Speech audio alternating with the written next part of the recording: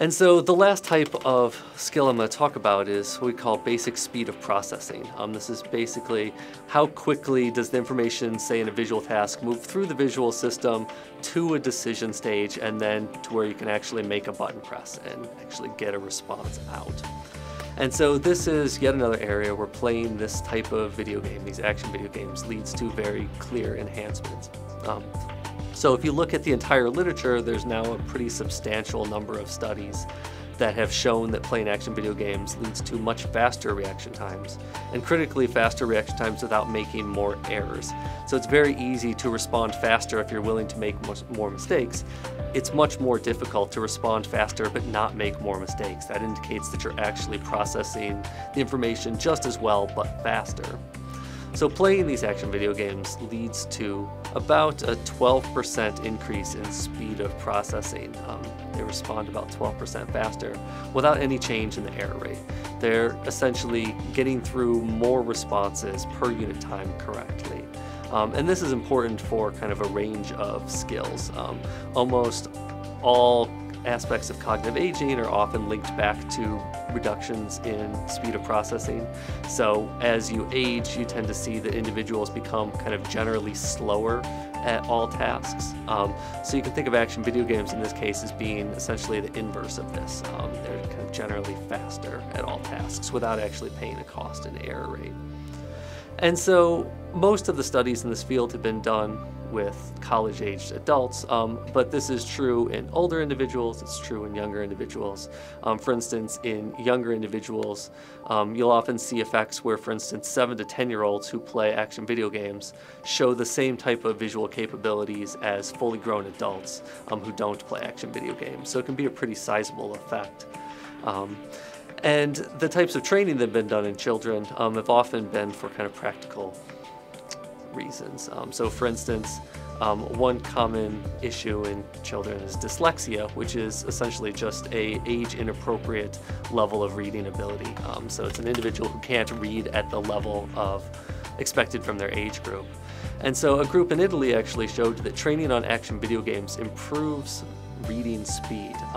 And in their, at least, view, this is because one of the issues with dyslexia isn't just in your ability to, say, link letters to, say, the sounds they go with, so the phonemes. It's actually in the ability to bring in visual information and make it available to the language system. And so their argument is that through action video game training, they actually improve the information that's available to be read. And so it actually led to an improvement in Italian dyslexic children. Researchers have recently become interested in, well, we know that action video games lead to these behavioral changes, these enhanced behavioral performance. And so now the question is, what are the underlying neural mechanisms that actually promote these changes? And so one recent study by Jody Mishra and Steve Hilliard at UC San Diego actually used EEG, measuring neural activity. Many of you have probably seen the little electrodes that can go on the outside of people's head measuring neural activity, and asking, well, what types of neural signatures are different in action game players versus non-action game players? And so the task that they had subjects do while they were recording their brain activity was a pretty difficult task. The subjects were seated in front of a screen and they saw 3 streams of letters flashing one after another. So there was a stream of letters flashing one after another on the left side of the screen, stream of letters flashing one another on the right side, and one in the center of the screen. And they were told, for instance, well, I want you to ignore the center stream, ignore the left-hand stream, and just focus on the right side. And what I want you to do is tell me every time you see a digit amongst this stream of letters. So almost all of the items that come up are letters. I want you to tell me when you see a digit actually come up. Now, the critical manipulation in this task is that the 3 streams are actually flashing at slightly different frequencies.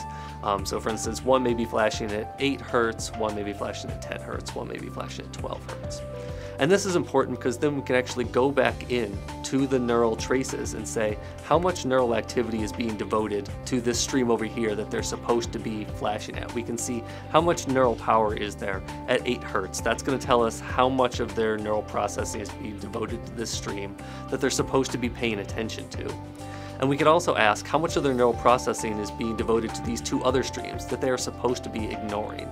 You know, if they're doing this task in the most perfect way possible, they would completely shut down these two that they're supposed to be ignoring. They're just there to distract them. And they would focus all of their neural processing on this one that they've been told to attend to. Now, what you can see in the data is that, well, the people who play action video games actually suppress these distracting streams in the neural signature much more strongly than the people who don't play these action video games. So if you think of kind of this as a signal to noise problem, well, the signal is this stream over here that they're supposed to be attending to, and the noise is how much neural processing is nevertheless devoted to these things they're supposed to be ignoring. The action game players actually have better signal to noise ratios. They're getting in, you know, essentially the same amount of signal, but they are tamping down the noise to a greater degree than the non-game players. And that's going to lead to really wide benefits. There are lots and lots of tasks in the real world where you want to kind of focus on your task at hand and not let other things distract you. And if you're actually capable of doing this at the neural level, then you're actually going to perform those tasks that much better.